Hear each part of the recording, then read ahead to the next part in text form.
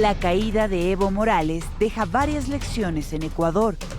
La transparencia del próximo proceso electoral y las reformas legales son urgentes. ¿Hay espacio para el diálogo político? En lugar de enfrascarnos en la discusión de si a Evo Morales le dieron o no un golpe de Estado, es más útil hablar de cómo su sistema electoral fue manipulado para que el caudillo del altiplano completara al menos 2 décadas en el poder.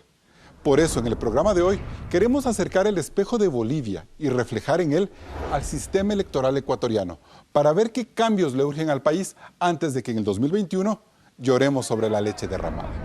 Entre esos cambios, veremos si las reformas que tramita la Asamblea al Código de la Democracia, como los controles a las donaciones de campaña, son puro maquillaje o lo políticamente correcto. Comenzamos.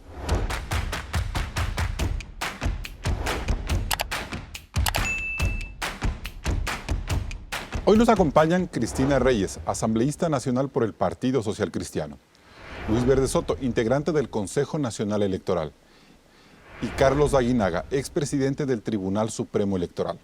Gracias por acompañarnos un nuevo domingo a Políticamente Correcto. Hoy vamos a partir de la crisis política que vive Bolivia, luego de la cadena de irregularidades que se produjeron en las elecciones presidenciales de ese país, para ver qué cambios debe aplicar el Consejo Nacional Electoral Ecuatoriano a fin de garantizar un proceso transparente de cara al 2021. Claudia. El debate es urgente, pues tras las violentas protestas por los resultados electorales del 20 de octubre, el presidente boliviano Evo Morales renunció a su cargo. Detrás de esta conmoción que derivó en el amotinamiento de la policía y en el pedido de la renuncia a Morales por parte de las Fuerzas Armadas, está la actuación del Tribunal Supremo Electoral de ese país. En febrero del 2016, Morales perdió el referéndum popular en el que buscaba la reelección indefinida, pero el Tribunal Constitucional le garantizó sus derechos políticos y humanos para ser otra vez candidato. Luego el Tribunal Electoral validó su inscripción, siendo además, según 2 auditorías, el artífice del fraude que le garantizaría un 4º mandato presidencial. ¿Y qué lecciones deja al Ecuador estas denuncias de fraude?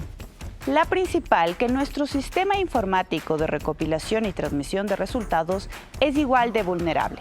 Veamos algunas denuncias de los consejeros Enrique Pita y Luis Verde Soto. La primera, que hubo interrupciones en la publicación inmediata de resultados en las elecciones seccionales de marzo, sin dejar de recordar que hubo denuncias similares en las presidenciales del 2017. En marzo pasado también se detectó el acceso al sistema de usuarios supervisores que podían alterar con facilidad la información de las actas. Y finalmente se denunció que en esas elecciones tampoco hubo seguridad en la cadena de custodia del material electoral, ni se contrataron con tiempo veedurías independientes. Carlos, ¿es momento de hablar sobre cambios técnicos en el CNE? Bien, gracias Claudia por tu reporte. Doctora Aguinaga, antes de responderle a Claudia su pregunta, ¿usted cree que los informes de la OEA y de este tribunal y de esta auditoría interna del Tribunal Boliviano son lo suficientemente contundentes como para decir que Evo Morales hizo fraude electoral y que por eso ahora está fuera del poder? Bueno, cuando los sistemas electorales no tienen todas las condiciones de transparencia, especialmente cuando se utiliza tecnología y vemos que el sistema de transmisión de resultados electorales difiere con el de escrutinio oficial en el caso boliviano, yo chequé específicamente los datos de todos los departamentos, pero los que más me llamó la atención es del departamento de Chuquisaca y de Potosí. Y ahí vi que entre el sistema de transmisión de resultados electorales y el cómputo oficial encontré diferencias que entre Evo Morales y Carlos Mesa, en un caso del 10% y en el otro del 15%. La otra que me llamó la atención es cuando chequeé la votación extranjera. En la mayoría de países, Mesa gana con una relación 80-20, 70-30, y en el caso argentino y en el caso de Brasil se producen unas votaciones distintas, anómalas, ¿no es cierto?, que revierte esta tendencia por fuera electoral. De toda lógica estadística. Fuera de toda lógica estadística. Y realmente, ¿qué es lo que lleva a esto? Es cuando no tenemos un sistema que empate la auditoría, que confronte. Porque ¿qué debe hacer el sistema de transmisión de resultados electorales? sube el acta de transmisión, viene el cómputo oficial y debe empatarse el resultado. A la perfección. Debe validarse automáticamente, es decir, para que salga a difusión tiene que haber una comprobación con lo que pasó en la mesa. Y si no hay eso, realmente el sistema va a ser vulnerable. O sea, si hubo un fraude electoral entonces. Puede darse un fraude electoral. No, en el caso de Bolivia, digo. Yo no podría afirmar porque no estuve aquí, pero sí le puedo decir que en el caso ecuatoriano, cuando nosotros tenemos un sistema de transmisión y publicación de resultados y emito un acta, y esta acta tiene de reconteo, tiene el mismo número de código, de acta, y no tengo un control de la antigüedad o de la secuencia del conteo, y no existe una comparación con el conteo manual, es evidente que puede haber un cambio de resultados. Las denuncias que se hicieron en el año 2017, particularmente las que hizo el ex candidato presidencial Guillermo Lasso en su momento, ¿son comparables con lo que se denunció Carlos Mesa en Bolivia, que a través de un conteo inmediato de resultados se maquillaron resultados? El sistema boliviano es muy similar al sistema ecuatoriano. Este sistema de transmisión o publicación de resultados utiliza la misma metodología, es decir, cogen el acta, la escanean, esa escaneo no sabemos bajo qué sistema estaban computando, si es a través de un reconocimiento óptico de caracteres o a través de digitación. Sin embargo, puede ser cambiado en el trayecto, es decir, si yo no controlo los servidores, y los consolidadores que están dentro del servidor, es decir, son los archivos que van sumando en la data electoral, y yo le altero al candidato A con el B ciertas mesas, es obvio que va a cambiar el resultado. Claro. Por eso es que las actas deben mantenerse íntegras, deben ir a un archivo público, no, deben ser Hablemos de eso, constatadas. vamos hablando de eso, doctor Aguinaga. Doctor Verde Soto, entonces, ¿usted cree, como dice el doctor Aguinaga, que Ecuador debe poner mucha atención a lo que sucedió en Bolivia para que en las elecciones del 2021 no suceda esto? Bueno, creo que el tema central es de que Ecuador no solo debe poner mucha atención, sino un extremo cuidado también internacional, porque existen ya las fuentes comunes para mirar qué es lo que ha pasado. En el caso boliviano y el caso ecuatoriano son un conjunto de similitudes, las que han anotado ustedes, las que ha anotado Carlos, a las que yo agregaría 2 o 3 más, ¿no es verdad? De un lado, lo que Carlos al final mencionó, que es el TREP, el sistema de transmisión de resultados en el caso boliviano, ocurría inmediatamente hacia los medios de comunicación y hacia los usuarios. Por eso es que tienen que interrumpirlo y para poder acomodar los datos posteriores. En el caso ecuatoriano, en cambio, se buscó que esto no sea una transmisión inmediata, sino se hizo a través de un sistema en que habían 2 tipos de servidores que fueron incompatibles y por eso se interrumpió la transmisión de datos. ¿Pero usted se refiere a las elecciones de marzo pasado o a las de 2017? Marzo pasado, a las de marzo pasado, que las conozco directamente. Ajá. Este sistema puenteado con esta vuelta dentro de un contrato mal administrado, segmentado, dicho por los mismos técnicos contratados por el Consejo Nacional Electoral, es el que determinó que se suspenda la transmisión de resultados. La transmisión de resultados es tan importante por el hecho mismo de la transmisión, como porque una elección vale lo que vale la credibilidad que tú desarrollas en la opinión pública. Y si tú no desarrollas credibilidad a través de la transmisión inmediata de aquello que sale en la lectura óptica o en la lectura manual, ¿no es cierto? Ese rato ya te generas un sistema que comienza a romperse como credibilidad. Doctor, ¿es tan grave lo que pasó en Bolivia al punto de que se debe tomar en cuenta para luego señalar o no señalar que lo que hubo ahí fue o no un golpe de Estado contra Evo Morales? No, es decir, el golpe de Estado comenzó mucho antes. El golpe de Estado comenzó cuando Morales desconoció el pronunciamiento popular en el referéndum respecto a la no reelección. Prosiguió cuando, con aval internacional, permitieron que la Corte Constitucional dijera que la reelección era un derecho humano, cosa que es universalmente reconocido por varios instrumentos, y terminó en que un tribunal, la Corte Nacional Electoral, asumiera esa candidatura a todas luces ilegales. Ahí comenzó el fraude. O sea, los problemas técnicos del Tribunal Supremo Electoral no son los únicos en Bolivia, sino también políticos. Comenzaron mucho antes, porque recuerda tú de que el expresidente Morales tenía dominio absoluto de la Corte Nacional Electoral, del Legislativo, del sistema de justicia, con lo cual se permitieron hacer todas las trafacías que se hicieron. Entre ellas hay una que a mí sí me interesa resaltar, que es la posibilidad de introducir alteraciones a las actas, cosa que se vio en el caso ecuatoriano y se ve en el caso Eso vamos a hablar luego. Asambleísta Reyes, la clase política se puede quedar tranquila con las denuncias, las alertas que han presentado el doctor Aguinaga y el doctor Verde Soto con la experiencia electoral que tienen? Yo pienso que Bolivia nos da una lección y una advertencia de que los procesos electorales claramente pueden ser corrompidos, pueden ser amañados, puede meterse una mano de sobre todo esos obsesionados por el poder político, porque comparto que en Bolivia el autoritarismo llevó a desconocer un principio fundamental que es el principio de la alternancia. Y las vedurías de la OEA indican que efectivamente el proceso estuvo viciado de principio a fin. Sí hubo entonces un fraude electoral. Entendiendo que Evo Morales ni siquiera debió ser candidato porque en un referéndum su pueblo expresamente se lo prohibió. Las alertas se prenden también para el proceso electoral ecuatoriano. Partamos ya no de tanto de la parte técnica que la manejan más los panelistas que me acompañan, sino de la institucionalidad, de la credibilidad del Consejo Nacional Electoral, a lo que tenemos que abocarnos todos a través de las reformas y quienes lo integran, porque efectivamente el Ecuador en el 2017 tuvo visos de un fraude electoral que al final no pudo probarse porque quienes lo denunciaron no tenían las actas para comprobarlo. Y ahí quedó un gran resentimiento de Creo frente al Partido Social Cristiano, que sintió que el Partido Social Cristiano no le acompañó en esa Carlos, denuncia. Creo que esto no es una cosa de resentimiento, sino es un tema técnico y de saber probar quién dice que quien dice que se ha cometido un fraude. En ese sentido quiero decir que hay que prender las alertas para que hayan auditorías externas a los sistemas informáticos del Consejo Nacional Electoral. Eso tiene que ser permanente, esto es algo ya un poco más técnico. Se tiene que depurar el padrón electoral. Las reformas a la ley, por ejemplo, contemplan la obligatoriedad, ya no la invitación por allí casual que haga el Consejo o no a las vedurías internacionales, a los observatorios internacionales, que sea un proceso transparente. Si devolvemos la credibilidad a una institución que debe ser una de las más robustas del Estado, creo que los ecuatorianos vamos a tener la tranquilidad suficiente de que la voluntad popular es respetada al momento de ir a votar. Perfecto. Con estas primeras reflexiones nos vamos a un corte comercial. Siga este debate en Políticamente Correcto. Luego del corte regresamos con más de este debate. Recuerde que Políticamente Correcto está en Radio Suceso 101.7 FM Quito. No se desconecte.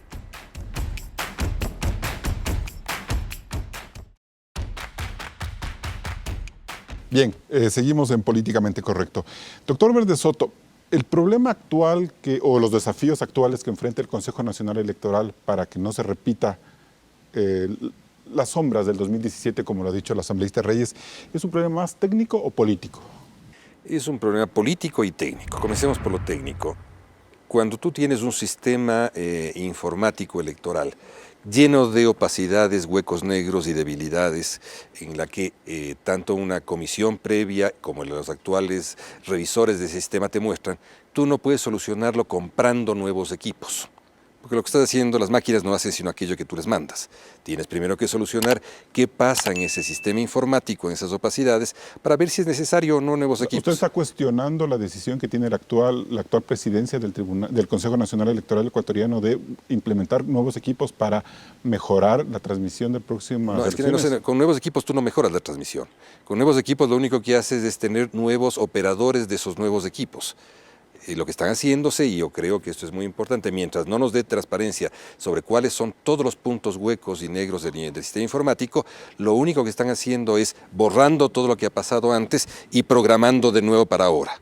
Esto no se puede ser posible. Lo que hay que hacer es que determinemos cuáles son el conjunto de debilidades. Ya existen informes sobre eso, tanto a nivel de la OEA como a nivel interno, como en la misma presidencia, y existen este rato eso, y que permitan, ¿no es verdad?, solucionado eso, tú puedes decir si lo que haces es repotenciar los equipos, comprar nuevos o no. Pero el problema no es de equipos nuevos. ¿Y de funcionarios? También.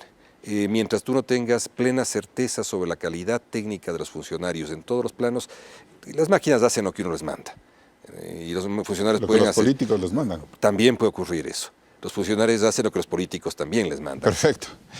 Asambleísta Reyes, hay unas acusaciones, unas alertas que prende Luis Verde Soto frente a una mayoría en el CNE donde participa el Partido Social Cristiano.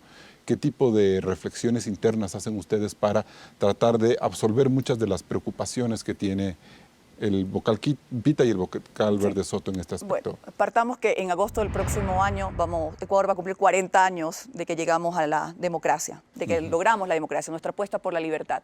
Por supuesto, el camino no ha estado exento de problemas, corrupción, etcétera. ¿Qué pasó en ese transcurso con el Consejo Nacional Electoral? Recordemos un poco. Estuvo captado y secuestrado por un solo partido. Hoy hemos dado un paso, no es perfecto lo que ha ocurrido. Digo, hemos dado porque la ciudadanía también impulsó una consulta popular y un proceso de transición. Y hemos sido un Consejo Nacional Electoral ya no de un solo partido político que daba todas las órdenes, sino donde hay pluralidad, donde hay una expresión diversa de las distintas fuerzas políticas. Y donde hay un enfrentamiento que yo no he visto antes. Bueno, esos enfrentamientos tendrán que solventar los consejeros con el respeto del caso y con los parámetros técnicos que le conviene al país para tener un proceso electoral transparente. ¿Qué queremos nosotros como ciudadanos? ¿Qué queremos quienes hacemos política y que tenemos que llevar adelante reformas? Que se devuelva la credibilidad al Consejo Nacional Electoral. Estamos apostando por reformas que nos permitan que haya la garantía de los resultados. ¿Cuáles pueden ser esas reformas? Conversábamos con el consejero hace poco sobre ellas. Es muy difícil, el tiempo queda muy corto, pero yo creería que la transparencia en el financiamiento y en el gasto electoral es fundamental. Hemos conversado también acerca de temas de paridad de género, importante dar los impulsos necesarios para que cada vez más mujeres participemos en política, porque eso le hace bien a la política. Y finalmente creería yo, y es una propuesta que espero que podamos conversar aquí, he propuesto el tema de la obligatoriedad del debate presidencial. Eso me parece interesante. Como un respeto a los ciudadanos. Y lo vamos a manejar en los próximos bloques este tema, porque yo quisiera cerrar el tema técnico, doctor Aguinaga. ¿Dónde hay que enfocar entonces el trabajo en el Consejo Nacional Electoral para evitar las preocupaciones que tiene Luis Verde Soto y despolitizar este gran problema que surge al interno? Bueno, en primer lugar yo quiero decirle al país y quiero decirle a los miembros del Consejo Nacional Electoral que cuando actuamos como jueces administrativos electorales de la voluntad popular, tenemos que actuar pensando en el país.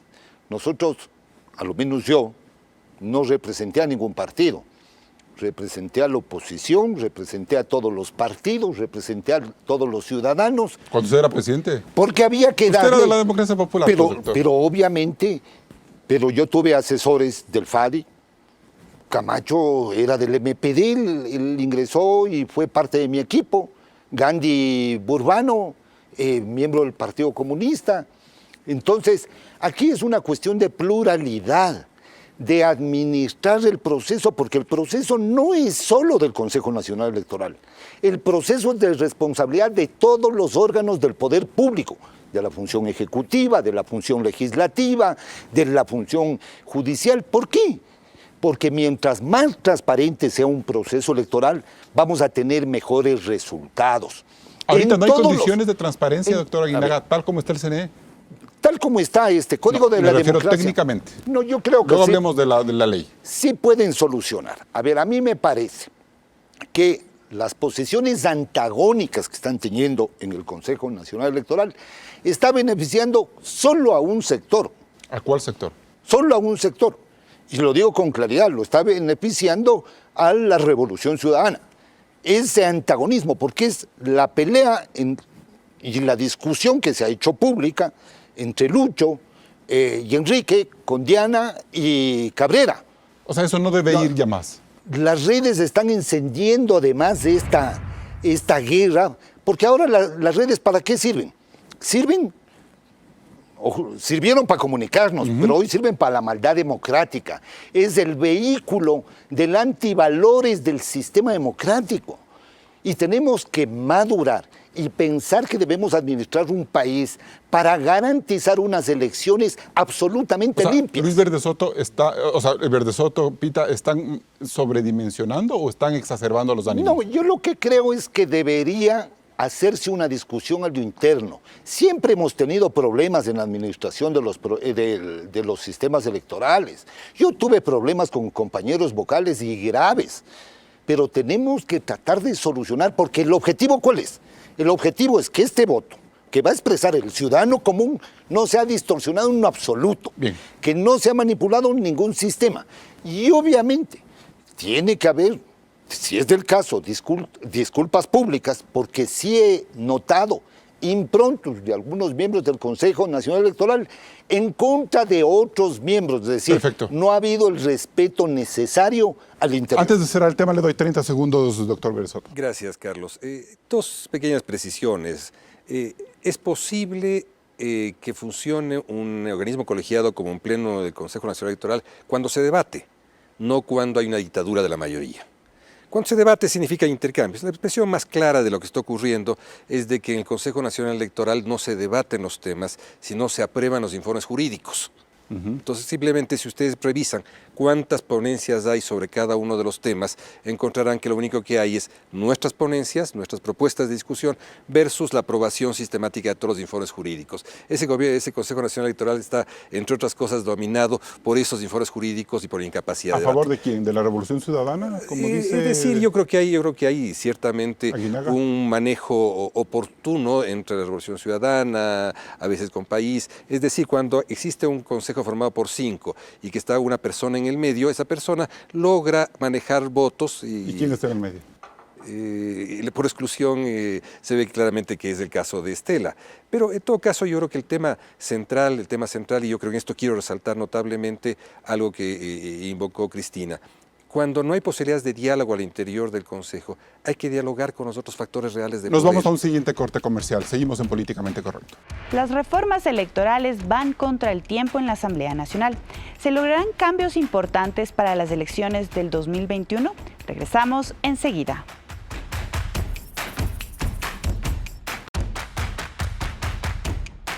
En esta semana arrancó el segundo debate de las reformas al Código de la Democracia a fin de marcar nuevas reglas para las elecciones generales del 2021. El tiempo apremia, pues los cambios deben entrar en vigencia antes del 20 de febrero del año entrante. Pese a que el proceso legislativo no lo contempla, la Comisión de Justicia incluirá nuevos temas y hay otros puntos pendientes que, al no favorecer a los partidos más grandes, es probable que no cuenten con los votos. Veamos. 7 puntos de la reforma electoral. 1. Gasto en campaña.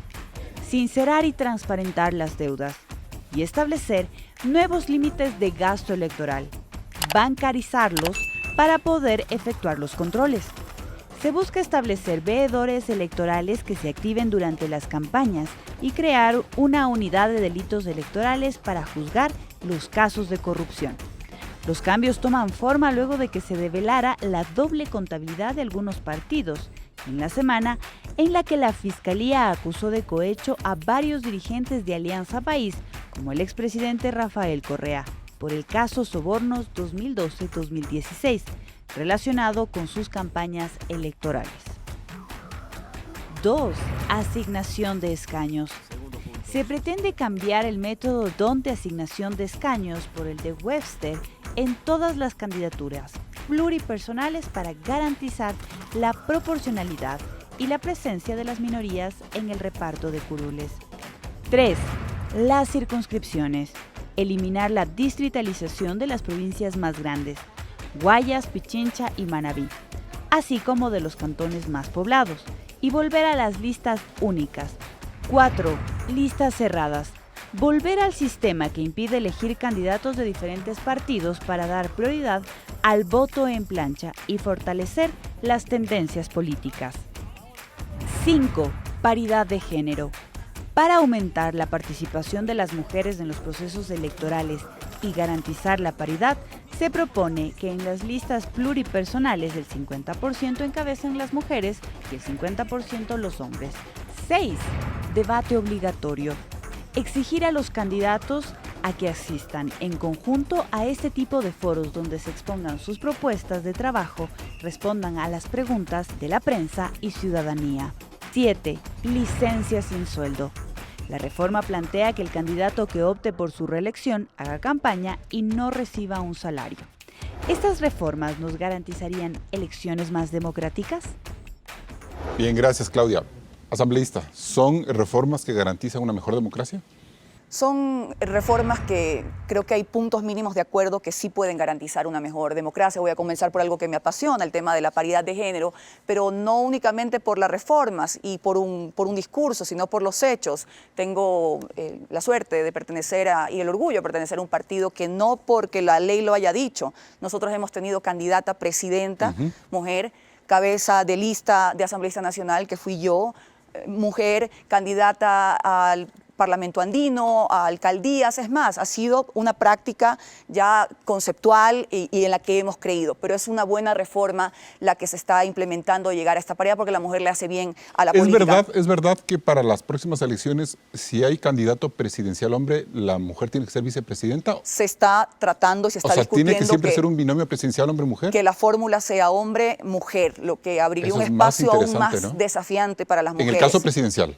En el caso presidencial y en el caso de las candidaturas, listas provinciales, etcétera, y de alcaldías tendría que existir una paridad. ¿Qué tan importante es haber tomado en esta reforma o tratar de corregir el tema del gasto electoral para no volver a caer en un caso como el de sobornos? Bueno, la opacidad en el gasto electoral, en el origen de los recursos, en quienes lo han hecho, en que esto ha provenido de asuntos ilícitos, nos lleva también a sincerar estos límites de gasto electoral, que creo que son muy bajitos. Este es el del presupuesto para candidatos a alcalde. Tenemos que sincerar estas cifras. Adicionalmente, yo sí quiero, Carlos, el tema del debate presidencial para mí es fundamental. Esto va a generar cultura política como hay en Estados Unidos, como hay en España, donde entre adversarios se conversa, donde entre adversarios se contrastan las propuestas, donde el ciudadano no queda menoscabado, el ciudadano es lo más importante y la propuesta, la visión de país, la visión de economía, la visión de la seguridad social, de educación, de innovación, de emprendimiento. Son temas muy importantes que creo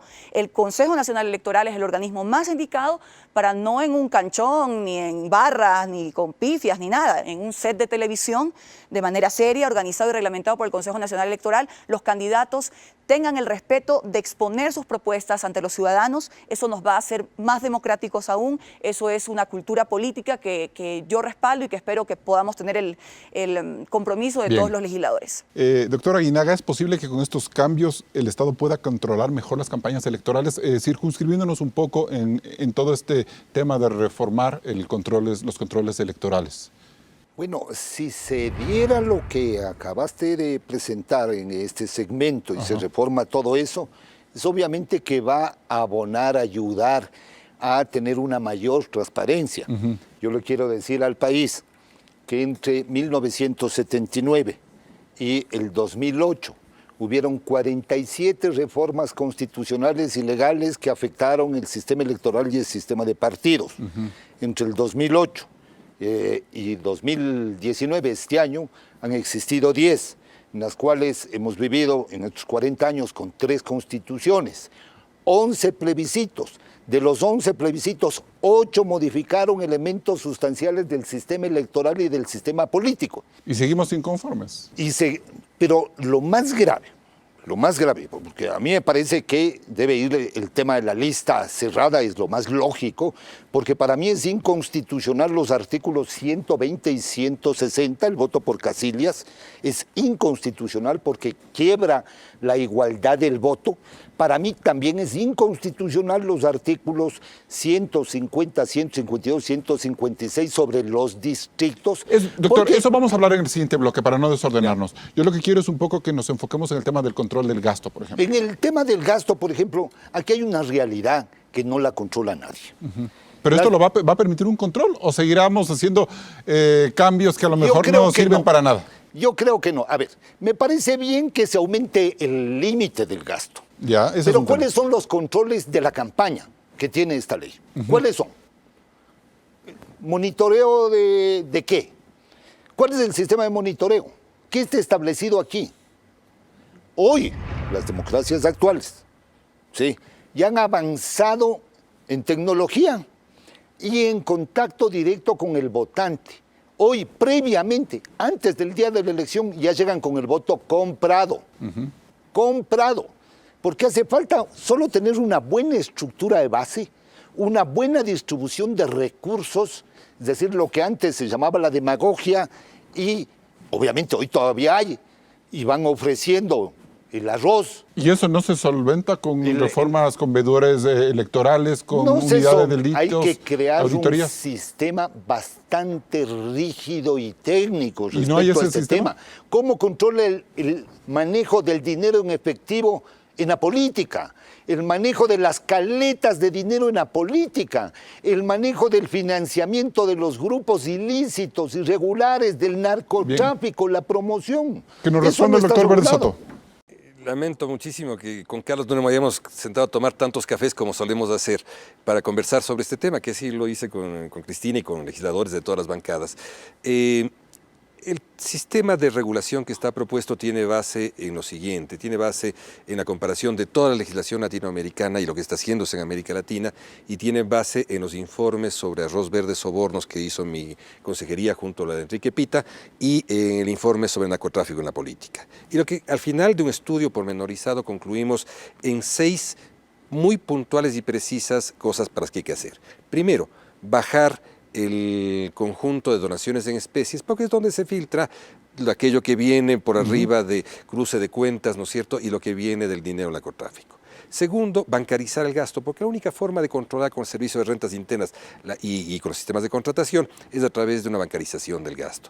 Un gasto bancarizado te permite que tengas tú un plazo perentorio para notificar al Consejo Nacional Electoral dentro de 30 días, que es lo máximo que se puede prever durante la campaña, tanto de ingresos como de egresos y consiguientemente de donaciones, para evitar que los donantes apuesten a ganador y reciban puestos a continuación, que es lo que vimos en el caso en el caso, por ejemplo, de donantes de Acuerdo País en el año 2012, nos encontramos con que el 67% no tenía ni respaldo patrimonial ni de ingresos para eso. Para eso es posible hacerlo con la bancarización. Y nada de eso llegaba al partido como tal, si no se quedaba en la presidencia, aparentemente. No, una parte sí llegaba al partido, y el partido hacía de donante de campaña.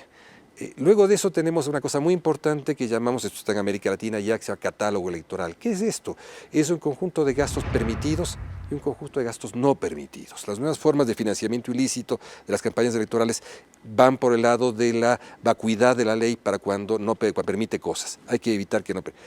El otro elemento que hay que hacer es tener un fedatario electoral. El Congreso, la Cámara nos obligó a que busquemos la forma por la cual se pase de la contabilidad formal a la contabilidad real. Sistemas electorales como el mexicano, el chileno, el colombiano, tienen una persona que es quien establece esta relación entre la contabilidad formal y la contabilidad real. Simplemente para terminar, decirte que en la investigación que hemos hecho sobre casos sobornos, nos hemos encontrado hasta 5 contabilidades. Dentro del mismo partido. Dentro del mismo partido. ¿Por qué? Porque tienes a alguien que contrata con una posibilidad de que blanquee un poco de esos dineros de recursos, contrata a alguien que lo haga, esta persona contrata a su vez otros que hacen de donantes, que hacen de proveedores de servicios, y ahí tienes varias contabilidades. Pero esta reforma electoral, la que se va a aprobar, ¿cree usted que va a subsanar todos Yo creo que en parte importante sí, porque ya sabemos cómo son, las metodologías ya están. Le hemos informado al Congreso sobre las metodologías que están, le hemos informado a la Procuraduría sobre eso. A veces puede ser inocuo pensar, por ejemplo, en la creación de una unidad de fiscalía electoral en el Consejo Electoral. Pero quizás es muy importante que haya fiscales especializados en la fiscalía. Esto lo quiere la fiscal y lo va a hacer bien. Yo no me cabe duda que lo va a hacer bien, sin necesidad de crear e inflar cosas. Yo creo, sin embargo, y comparto con aquello de que es difícil de que eliminemos a aquel señor con la bolsa de papel y $30,000 en la puerta de un partido. Tal vez no lo logremos, pero sí vamos a lograr que al menos en la parte central del financiamiento esté controlada de modo bancario, esté controlada por el SRI, y eso creo que es un avance importante para la democracia. La democracia es un acomodo, siempre. Bien, nos vamos a un siguiente corte comercial.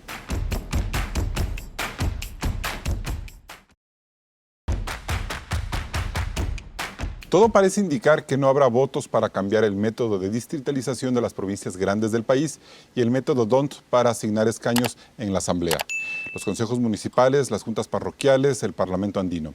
Claudia, ¿qué significa no abordar estas reformas? Carlos, que habrá menos espacio de representación para las minorías políticas. Hagamos una sencilla comparación.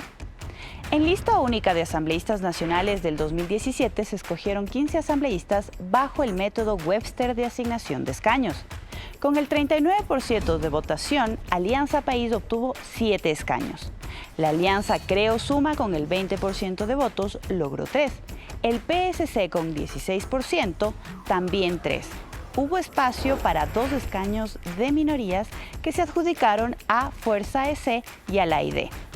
En Pichincha se escogen 16 asambleístas, pero segmentados en 4 papeletas electorales, una por cada circunscripción electoral, bajo el método DONT de asignación de escaños.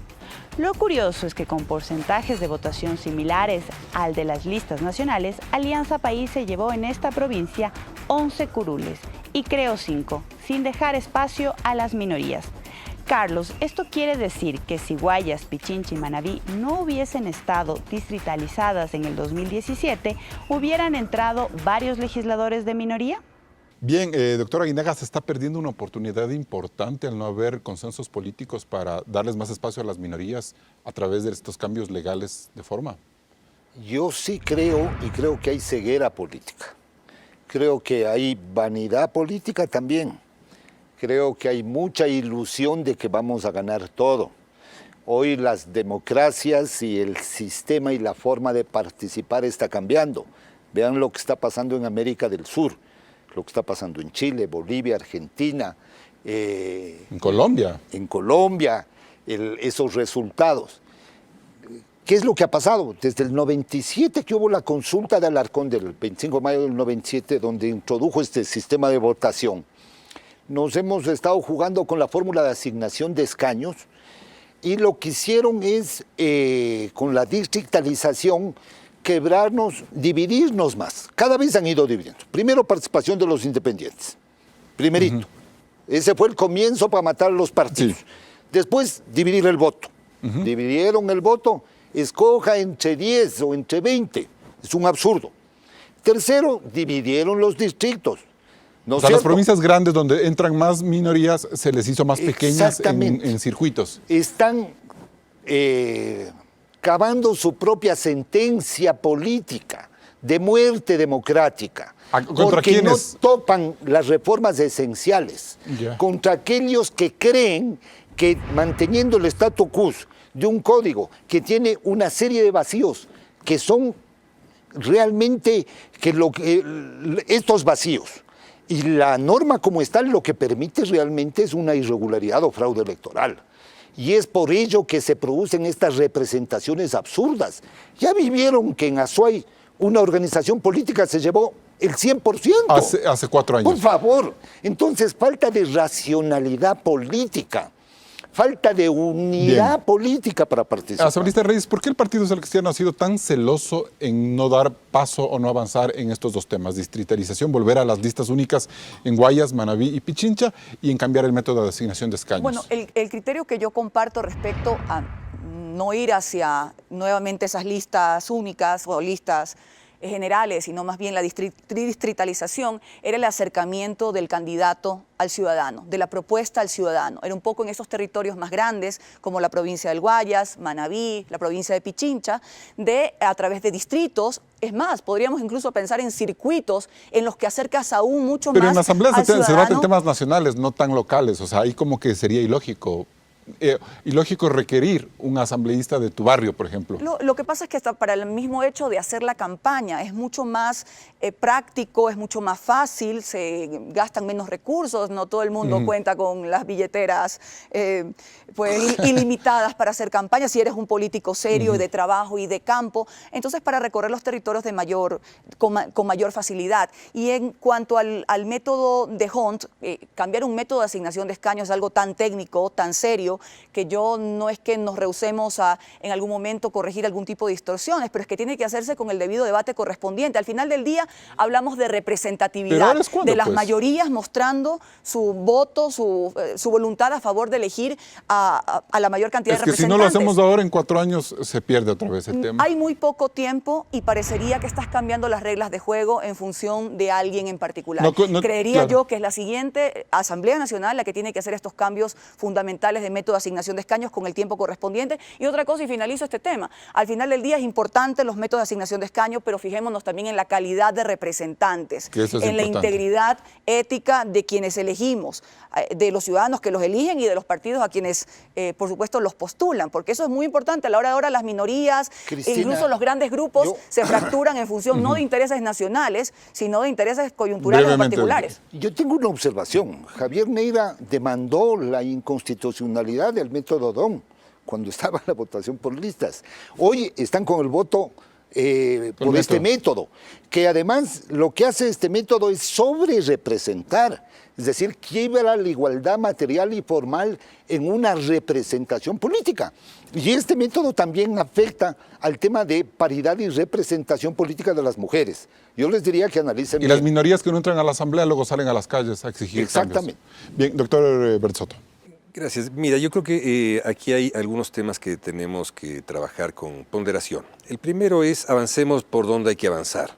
Y lo primero que hay que avanzar en este rato en el Ecuador es eliminar ese sistema tan perverso y absolutamente antitécnico y antinatural que es el voto entre listas. Ya. ¿Eso se va a lograr? Yo espero que se logre. ¿Se va a lograr así? Y ratifiquemos que esto se va a lograr. No lo sé, todo está en discusión y okay. queda poco tiempo. Queda poco tiempo, pero fundamental porque esto robustece lo principal que es el sistema de partidos y robustece las organizaciones. Y las tendencias políticas. Esto es absolutamente necesario. Luego pasamos al segundo tema que yo creo que es importante también separar algunas cosas.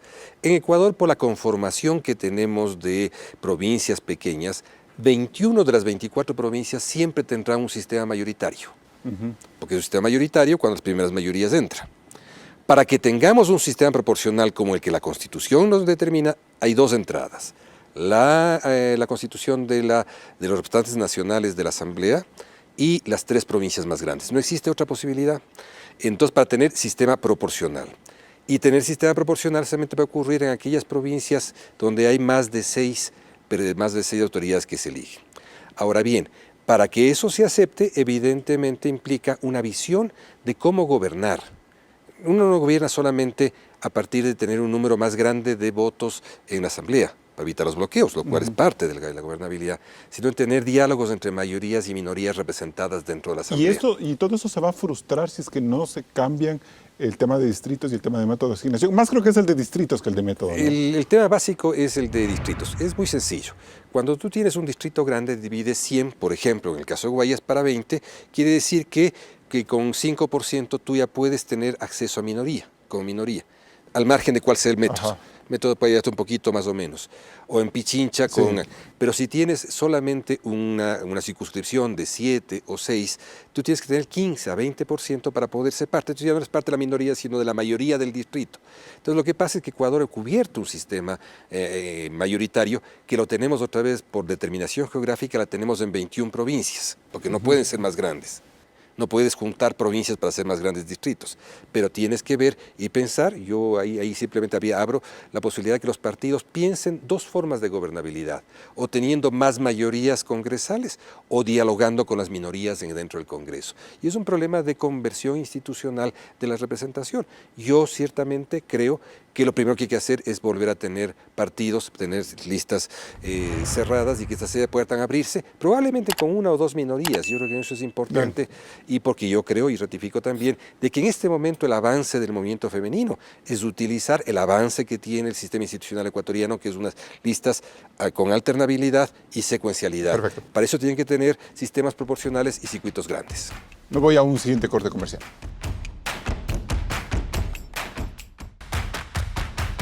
Entramos en etapa de conclusiones. Carlos Aguinaga, ¿es políticamente correcto exigir al Consejo Nacional Electoral garantías de transparencia y reformas electorales contundentes?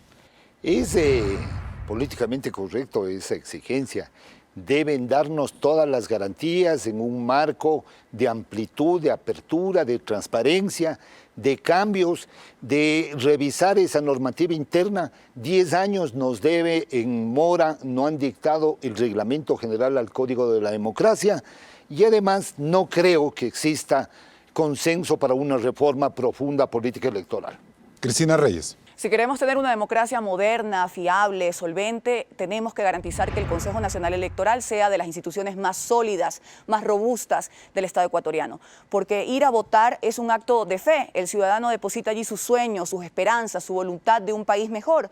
Y quien es el custodio de esa esperanza, el garante de esa esperanza, no puede ser una institución de dudosa reputación ni desprestigiada. Debe cuidar la voluntad popular y para eso tenemos que ir hacia reformas profundas. Luis Verde Soto. Ecuatorianos, Bolivia nos ha mostrado que ya no es posible tolerar más los fraudes electorales, que estos ya no se quedarán impunes y nos ha mostrado también de que es posible que sea la observación internacional un método eficaz. Ecuatorianos, la única forma para garantizar el derecho a la elección limpia es separando el trigo de la paja, eliminando con manos limpias a la corrupción e impunidad electorales, encuentre donde se encuentre, afecte a quien afecte. Y bien, hoy nos hemos dado cuenta de que un sistema electoral defectuoso, poco transparente y sin leyes que controlen y auditen a profundidad los gastos de campaña, abre una puerta muy fácil de acceso a la corrupción. Esta semana, Bolivia y Ecuador nos han dado grandes lecciones. Por un lado, está la necesidad de que existan reglas electorales y pactos democráticos que limiten el poder de los políticos, cualquiera sea su ideología o los mismos resultados de su gestión. Una función electoral ágil e independiente evitará que a futuro tengamos expresidentes que deben responder a la justicia, precisamente por las tramas de corrupción que se originaron en las campañas electorales. Hasta el próximo programa. Así cerramos este programa sobre las reformas electorales.